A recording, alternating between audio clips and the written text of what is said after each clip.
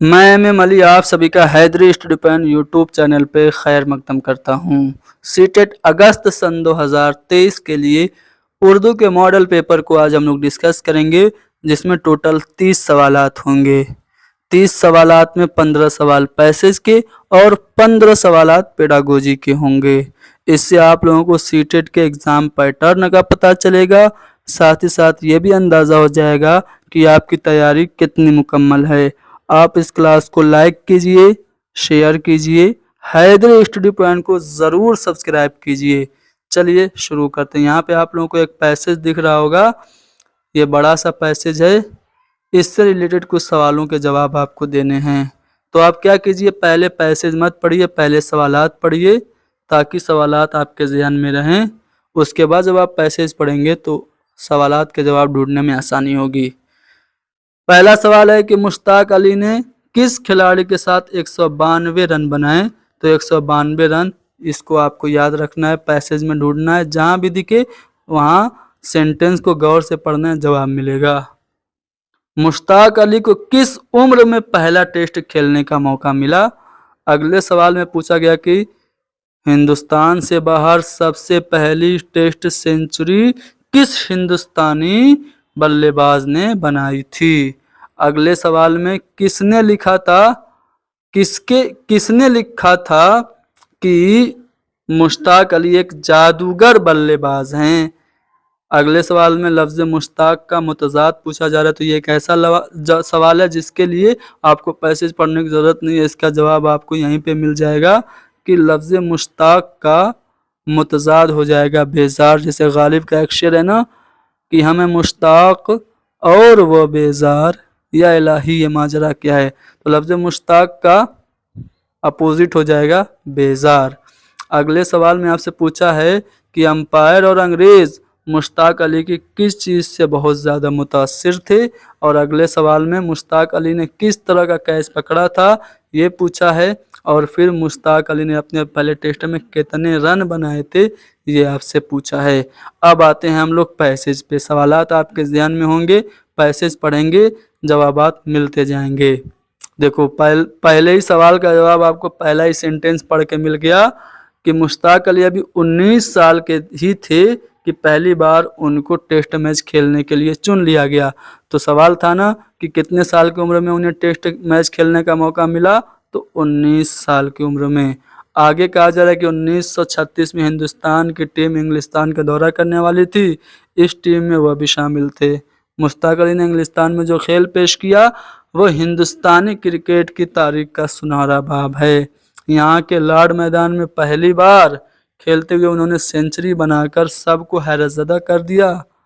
इस तरह मुश्ताक अली हिंदुस्तान के बाहर टेस्ट सेंचुरी बनाने वाले पहले हिंदुस्तानी खिलाड़ी बन गए। क्वेश्चन था ना कि टेस्ट में हिंदुस्तान के बाहर पहली सेंचुरी बनाने वाले कौन थे, तो मुश्ताक अली थे। इस टेस्ट मैच में मुश्ताक अली ने विजय मर्चेंट के साथ 192 रन बनाए। पूछा था ना कि किसके साथ मिलकर के विजय हजारे ने 192 रन बनाए, सॉरी किसके साथ मिलकर के मुश्ताक अली ने 192 रन बनाए थे, तो विजय मर्चेंट के साथ मिलकर, ठीक है। और ये भी पूछा है कि पहली सेंचुरी में उन्होंने कितने रन बनाए थे, तो 112 रन बनाए थे। तो यहाँ से दो सवालों के जवाब मिल गया। उनका खेल देखकर एक अखबार ने लिखा था कि हिंदुस्तान में एक जादूगर बल्लेबाज पैदा हुआ है। पूछा था ना कि जादूगर मुश्ताक अली को किसने लिखा था, तो एक अखबार ने लिखा था। एक मर्तबा मुश्ताक अली ने एक बहुत मुश्किल लेकिन मशकूक कैच पकड़ा था। कैसा कैच? मशकूक। तो अंपायर ने बल्लेबाज को आउट करार दे दिया, लेकिन मुश्ताक अली के दिल ने यह गवारा न किया कि एक बल्लेबाज को इस तरह आउट किया जाए।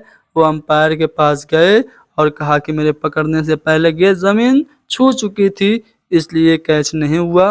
अंपायर और अंग्रेज़ों ने मुश्ताक अली की ईमानदारी और खेल के जज्बे की बहुत तारीफ की।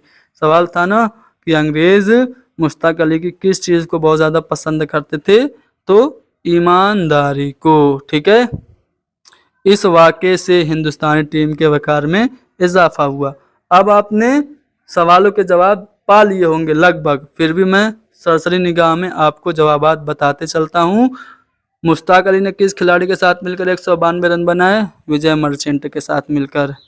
किस उम्र में पहला टेस्ट खेला था? 19 साल की उम्र में। हिंदुस्तान से बाहर सबसे पहले टेस्ट सेंचुरी किसने बनाई थी? मुश्ताक अली ने बनाई थी। किसने लिखा था कि मुश्ताक अली जादूगर बल्लेबाज हैं? तो एक अखबार ने, इंग्लैंड का एक अखबार था। मुश्ताक लफ्ज़ का मुतज़ाद मैंने बेजार बता ही दिया था। और अंपायर और अंग्रेज मुश्ताक अली की किस चीज़ से मुतासिर थे? तो ईमानदारी और खेल के जज्बे से, यानी कि ऑप्शन नंबर 3 हमारा सही है। मुश्ताक अली ने किस तरह का कैच पकड़ा था? तो मुश्किल और मशकूक कैच पकड़ा था। ठीक है, अगले सवाल में मुश्ताक अली ने अपने पहले टेस्ट में कितने रन बनाए थे? तो पहले ही टेस्ट में सेंचुरी बना दी थी, यानी कि 112 रन बनाए थे। तो ये पैसेज आपने हल कर लिया, उम्मीद करता हूँ समझ में आया होगा। अब एक शेरी हिस्सा देखते हैं और इसे हल करते हैं। चलो पढ़ते हैं। आता है याद मुझको गुजरा हुआ ज़माना, वो बाग की बहारें, वो सबका चहचहाना। आज़ादियाँ कहाँ हैं वो अपने घोंसले की, अपनी खुशी से आना अपनी खुशी से जाना। लगती है चोट दिल पर, आता है याद जिस दम, शबनम के आंसुओं पे कलियों का मुस्कुराना। वो प्यारी प्यारी सूरत, वो कामनी से मूरत, आबाद जिसके दम से था आशियाँ हमारा, था मेरा आशियाना। आती नहीं सदाएं उसकी मेरे कफस में, होती मेरी रिहाई ऐ काश मेरे बस में। तो ये आपने शेरी हिस्सा पढ़ा। अब इससे रिलेटेड सवालात देखते हैं। पहले सवाल में पूछा जा रहा है कि शायर पहले मिसरे में किस ज़माने को याद करने की बात कर रहा है? तो शायर कह रहा है कि आता है याद मुझको गुजरा हुआ ज़माना, यानी गुजरे हुए ज़माने को याद करने की बात शायर कह रहा है पहले मिसरे में। परिंदे अपने घोंसले में किन आज़ादियों को याद कर रहे हैं? तो अपनी खुशी से आना अपनी खुशी से जाना, इस आज़ादी को परिंदे याद कर रहे हैं। अभी पैसेज में आपने पढ़ा था, यानी ऑप्शन नंबर 2 हमारा सही है। परिंदे को कैद में किसकी बहारें याद आती हैं? आती है याद मुझको बरसात की बहारें, तो बरसात की बहारें उसको याद आती हैं, यानी कि ऑप्शन नंबर बी हमारा सही है। परिंदा कफस में किसकी ख्वाहिश कर रहा है? होती आकाश बस में मेरे मेरी रिहाई, यानी कि परिंदा कफस में पिंजड़े में रिहाई की ख्वाहिश कर रहा है। अगले सवाल में आबाद का मुतज़ाद पूछ रहा है, तो आबाद का मुतज़ाद हो जाएगा वीरान। ठीक है, और यहाँ पे इस सवाल में थोड़ा सा मिस्टेक है, तो खाली जगह दी हुई थी उसे भरना था, लेकिन यहाँ पे खाली जगह नहीं दिया हुआ है। तो हमने 15 सवाल आपको पैसेज के करा दिए। अब आते हैं पेडागोजी के सवालात पे। अगला सवाल यह है कि वह नक्श जिसमें लतीफ़ हर की महारत असरअंदाज होती है, यानी कि फाइन मोटर स्किल इफेक्ट होती है, जिसे हम सूक्ष्म गतिक कौशल कहते हैं, वो प्रभावित होती है, साथ ही साथ लिखने में दिक्कत और परेशानी महसूस होती है, उसे हम क्या कहते हैं? तो उसे हम डिस्ग्राफिया कहते हैं। डिस्ग्राफिया को उर्दू में क्या कहेंगे? ऑप्शन देखिए। तो डिस्ग्राफिया को उर्दू में कहेंगे उसरे किताबत, यानी लिखने में परेशानी। तो जिसकी वजह से फाइन मोटर स्किल प्रभावित और लिखने में दिक्कत आए, उसे उसरे किताबत कहते हैं।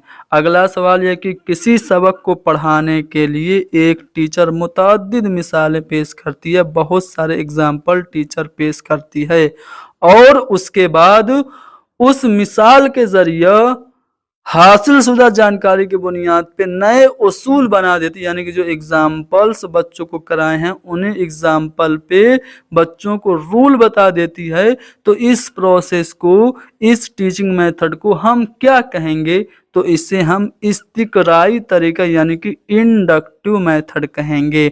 जैसे मान लीजिए कि आपको नाउन पढ़ाना है क्लासरूम में, तो आसपास की चीज़ों के नाम आप बच्चों से पूछिए। ब्लैक बोर्ड को दिखा के पूछिए ये क्या है, तो बच्चे बताएंगे ब्लैक बोर्ड। ये क्या है? ये चाक है, ये डस्टर है। जिस जगह हम पढ़ते हैं वो क्या है? स्कूल है। हम जिस शहर में पढ़ते हैं उस शहर का नाम क्या है? कोपागंज या मऊ है। इस तरह से जब आप बच्चों को एग्जाम्पल देंगे और फिर इन्हीं एग्जाम्पल की बुनियाद पर उनको बता देंगे कि देखो बेटा, ये जो चीज़ों के नाम, जगहों के नाम हैं या फिर किसी आदमी का नाम है, इसी को हम नाउन इस्म कहते हैं। तो ये आपका मेथड इस्तिकराई तरीका कहलाएगा। ऑप्शन नंबर 1 हमारा सही है। अगले सवाल में आपसे पूछा जा रहा है कि कौन एक तामीराती क्लासरूम की खसूसियत है, यानी कि कंस्ट्रक्टिव क्लासरूम की खसूसियत क्या है। तो जो कंस्ट्रक्टिव क्लासरूम होता है, क्या वो सीखने के अमल में लर्नर्स को इनएक्टिव यानी कि निष्क्रिय बनाता है? जी नहीं। दरसी किताब को याद करने पर जोर दिया जाता है? जी नहीं। डिमोटिवेट किया जाता है, हौसला शिकनी की जाती है बच्चों को क्वेश्चन करने के लिए? जी नहीं। बल्कि जो तामीराती क्लासरूम होता है, जो संरचनावादी कक्षा होती है, जो आपकी कंस्ट्रक्टिव क्लास होती है, उसमें बच्चों को प्रीवियस नॉलेज के बेस पे नए नॉलेज को क्रिएट करने की अपॉर्चुनिटी दी जाती है। यानी क्लासरूम में बच्चों की साबिका मालूमात का इस्तेमाल नई जानकारी की तश्कील के लिए किया जाता है, तो वो क्लास आपकी तामीराती क्लास कहलाती है। ऑप्शन नंबर डी हमारा करेक्ट है। अगले सवाल में पूछा जा रहा है कि हिंदुस्तान में उर्दू ज़बान के मुतालिक कौन सा बयान दुरुस्त है। देखिए, हिंदुस्तान में जो उर्दू ज़बान है, क्या ये सरकारी ज़बान है? जी नहीं। सरकारी ज़बान आपकी हिंदी है। क्या ये कौमी ज़बान है? जी नहीं। बल्कि ये जो उर्दू है, वो आईने हिंद का जो 8वां शेड्यूल है, जिसमें 22 ज़बानें हैं, उनमें से एक ज़बान हमारी उर्दू है। याद रखिएगा, आर्टिकल 343(1) के मुताबिक हिंदी देवनागरी लिपि में हमारी ऑफिशियल ज़बान है, ऑफिशियल लैंग्वेज है। और आर्टिकल 343(2) के मुताबिक जो अंग्रेजी है, वो माविन सरकारी ज़बान यानी कि एसोसिएटिव ऑफिशियल लैंग्वेज है। आगे बढ़ते हैं अगले सवाल पे। इम्तिहान में कम नंबर हासिल करने वाले तलबा के साथ आपका सलूक क्या होना चाहिए? उसे किसी स्पेशल स्कूल में भेज देना चाहिए, सिर्फ खेल की ट्रेनिंग देनी चाहिए, या फिर उन्हें पनिशमेंट, या फिर उनकी इनफरादी ज़रूरियात के मुताबिक उनकी मदद करनी चाहिए? तो जाहिर सी बात है, अगर कोई बच्चा कम नंबर हासिल कर रहा है तो उसके इंडिविजुअल नीड्स के अकॉर्डिंग उसकी आप हेल्प कीजिए, उसकी रेमेडियल टीचिंग वगैरह कराइए। अच्छा बताइए, आपने एक एग्ज़ाम कराया और बच्चे ने उसमें कम नंबर हासिल किया। अब आप बच्चे का दोबारा टेस्ट ले रहे हैं और ये जानने की कोशिश कर रहे हैं कि बच्चों का नंबर कम क्यों आया, तो उस टेस्ट को आप क्या कहेंगे? तो उस टेस्ट को हम लोग तशख़ीसी जाँच कहेंगे। तशख़ीसी जाँच, जिसे हम अंग्रेज़ी में डायग्नोस्टिक टेस्ट कहते हैं, ठीक है? डायग्नोस्टिक टेस्ट इसे हम कहेंगे, हिंदी में निदानात्मक परीक्षण कहा जाता है। तो इम्तिहान में कम नंबर हासिल करने वाले तलबा को उनकी इनफरादी ज़रूरियात के मुताबिक उनकी मदद करनी चाहिए। अगले सवाल में आपसे पूछा जा रहा है कि टोटल फिज़िकल रिस्पॉन्स यानी कि कुल जिस्मानी रद्द-ए-अमल कैसे तलबा के लिए मुफीद है?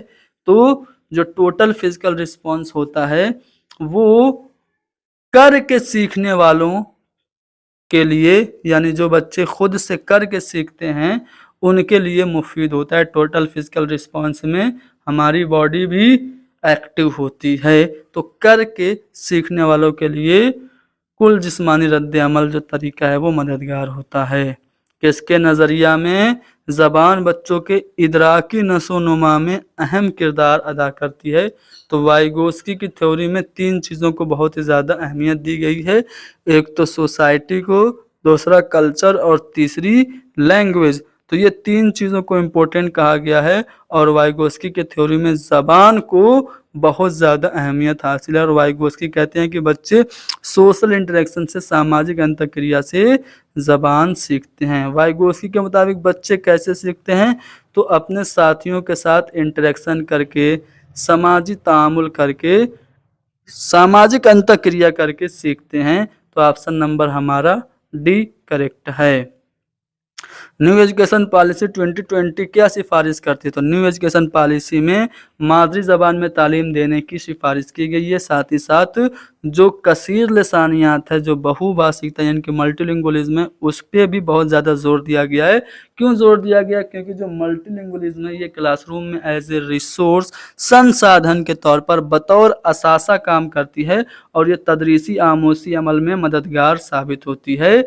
कसीर लसानियात बतौर माखज़ हमें क्लासरूम में इस्तेमाल करना चाहिए, यानी कि अगर कोई बच्चा क्लासरूम में मादरी ज़बान का इस्तेमाल करे तो उसकी मादरी ज़बान को हमें क्लासरूम में रिस्पेक्ट करनी चाहिए, ठीक है। साथ ही साथ जो न्यू एजुकेशन पॉलिसी है, वो कंसेप्ट अंडरस्टैंडिंग पे यानी कि तसव्वुरात की तफहीम पे काफ़ी ज़्यादा जोर देती है। तो ऑप्शन नंबर 1 हमारा करेक्ट है। शमूलियती तालीम के लिए यानी कि इंक्लूसिव एजुकेशन के लिए, समावेशी शिक्षा के लिए क्या ज़रूरी है? तो लचीला फ़न तालीम यानी कि फ्लेक्सिबल पेडागोजी ज़रूरी है। शमूलियती तालीम में हर किस्म के बच्चे होते हैं, फिजिकली हैंडीकेप भी होते हैं, नॉर्मल भी होते हैं, स्पेशल भी होते हैं। तो सभी बच्चों को उनकी ज़रूरियात के मुताबिक उनके ही पसंद नापसंद को ध्यान में रखते हुए एक साथ एक ही सिलेबस के मुताबिक पढ़ाया जब जाता है तो वो शमूलियती तालीम होती है, यानी कि इसको फ्लेक्सिबल होना चाहिए, लचीला होना चाहिए। आगे बढ़ते हैं। अगले सवाल में आपसे क्या पूछा जा रहा है कि क्लासरूम में सरगर्मी को बामानी करने के लिए एक उस्ताद को क्या करना चाहिए? आप किसी एक्टिविटी को मीनिंगफुल बनाना चाहते हैं तो उन्हें छोटे छोटे टुकड़ों में तकसीम करना चाहिए, डिवाइड करना चाहिए, या फिर उसके बारे में गैर वाज़ेह यानी कि अनक्लियर इंस्ट्रक्शन देना चाहिए, या फिर उन्हें सियाको सबाक के मुताबिक होना चाहिए या नहीं होना चाहिए। तो याद रखिए, किसी भी एक्टिविटी को मीनिंगफुल बनाने के लिए उसे हमेशा कंटेक्स्ट के अकॉर्डिंग, संदर्भ के अनुसार यानी कि सियाक के मुताबिक होना चाहिए। तो ऑप्शन नंबर सी हमारा सही है। यहाँ पे दावा और दलील दी गई है, पढ़िए और बताइए कौन सा वाला ऑप्शन सही है। दावा है कि एक उस्ताद को पढ़ाए गए मवाद को बच्चों के रोजमर्रा के तजर्बात से जोड़ना चाहिए। दावा सही है, बिल्कुल सही है। एनसीएफ क्या कहता है कि जो कुछ भी आप पढ़ाओ बाहर की जिंदगी से रिलेट करके पढ़ाओ, तो एनसीएफ के मुताबिक दावा सही है। दलील क्या है कि बच्चे स्कूल तजर्बात का खजाना लेकर आते हैं। क्या ये बात सही है? बिल्कुल सही है। क्यों? क्योंकि जब बच्चे आते हैं 5 या 6 साल की उम्र में स्कूल में एडमिशन लेते हैं तो वो घर से मादरी ज़बान सीख के आते हैं। मादरी ज़बान में बहुत सारी चीज़ें वो समझ चुके होते हैं, जिसे आप कह सकते हैं कि तजर्बात का खजाना लेकर आते हैं। अगर आपसे ये कहा जाए कि बच्चे कोरे कागज़ होते हैं स्कूल में दाखिले के वक्त, या फिर बच्चे अंग्रेज़ी बिल्कुल नहीं जानते, तो वो बात आपकी गलत होगी, क्योंकि बच्चे तजर्बात का खजाना लेकर आते हैं। तो दावा और दलील दोनों सही है। ऑप्शन ए हमारा करेक्ट होगा। कौन सा बयान पियाजे के मुताबिक सही है? तो ख्यालात ज़बान से पहले आते हैं, यानी कि thought comes first then language, ये पियाजे कह रहे हैं। जबकि वाइगोस्की का मानना यह है कि language comes first then thought, यानी दूसरा वाला स्टेटमेंट जो है वो आपका वाइगोस्की का है, पहला वाला स्टेटमेंट आपका पियाजे का है। पियाजे ने आपका कॉग्निटिव डेवलपमेंट थ्योरी दी, जिसमें उन्होंने 3 नहीं बल्कि 4 स्टेजेस बताए। पहला स्टेज उन्होंने बताया सेंसरी मोटर, जिसको आप लोग हिस्सी व हरकाती दौर कहते हैं। दूसरा उन्होंने बताया प्री ऑपरेशनल स्टेज, जिसको आप लोग माक़ब्ल तजर्बात का दौर बताते हैं। तीसरा उन्होंने बताया ठोस तजर्बात का दौर, जिसे अंग्रेजी में कॉन्क्रीट ऑपरेशनल स्टेज कहा जाता है। और चौथा उन्होंने बताया रस्मी तजर्बात का दौर, जिसे अंग्रेजी में फॉर्मल ऑपरेशनल स्टेज कहा जाता है। तो ये 4 स्टेजेस इन्होंने बताए। और पियाजे ने ये बताया कि बच्चे अपने इल्म की तश्कील खुद से करते हैं, यानी कि ज्ञान का सृजन, नॉलेज को खुद से बच्चे क्रिएट करते हैं। और इन्होंने छोटे बच्चों को लिटिल साइंटिस्ट यानी कि नन्हे साइंसदान बताया। चलो ये बताओ, ये अच्छा सवाल है कि प्रेम ने तीसरी क्लास में पढ़ने वाली प्रिया की कारकर्दगी की रिपोर्ट, जबान की महारत और हसूल याबियों का ब्यौरा वालिदैन को दिया। तो प्रेम ने ये जो ब्यौरा उसके वालिदैन को दिया, किसकी बुनियाद पे दिया? तो पोर्टफोलियो के बुनियाद पे दिया। प्राइम लेवल पे बच्चों का मूल्यांकन करने के लिए पोर्टफोलियो सबसे ज़्यादा अहम होता है। पोर्टफोलियो एक बस्ता होता है जिसमें बच्चों की एजुकेशन से रिलेटेड सभी अहम जानकारियाँ, बच्चों के द्वारा बनाए गए रिपोर्ट कार्ड, बच्चों के द्वारा बनाए गए मॉडल, बच्चों की पसंदीदा पोएम्स और स्टोरीज वगैरह उसमें इंक्लूडेड होती हैं। तो अगर कोई टीचर बच्चों के वालिदैन को कोई रिपोर्ट दे रहा है, कोई रिपोर्ट का ब्यौरा दे रहा है, तो वो किसके बुनियाद पे देगा? पोर्टफोलियो के बुनियाद पे ही देगा। तो ऑप्शन नंबर बी हमारा करेक्ट है। राइट टू एजुकेशन एक्ट के मुताबिक शमूलियती तालीम का जो तस्वुर है, जो इंक्लूसिव एजुकेशन सिस्टम का जो कंसेप्ट है, वो किस पे बेस्ड है? वकूफ़ी नज़रिया पे यानी कि बिहेवियरिज्म पे, या फिर माजूर बच्चों से हमदर्दी पर? तो शमूलियती तालीम हमदर्दी करने की बात नहीं करता है, बल्कि सभी बच्चों को इक्वली ट्रीट करने की बात कहता है। ठीक है? या फिर सिर्फ माजूर बच्चों की तालीम पर, या फिर कारोबारी तालीम मुहैया कराकर माजूर बच्चों को मेन स्ट्रीम से जोड़ने पर? तो जो आपका राइट टू एजुकेशन एक्ट है, वो अगर कोई बच्चा स्पेशल है तब भी उसको वोकेशनल एजुकेशन दे करके नॉर्मल चाइल्ड के इक्वल करना है, यानी कि कारोबारी तालीम दे करके माजूर बच्चों को भी मेन स्ट्रीम से जोड़ना ये बात कहता है राइट टू एजुकेशन एक्ट।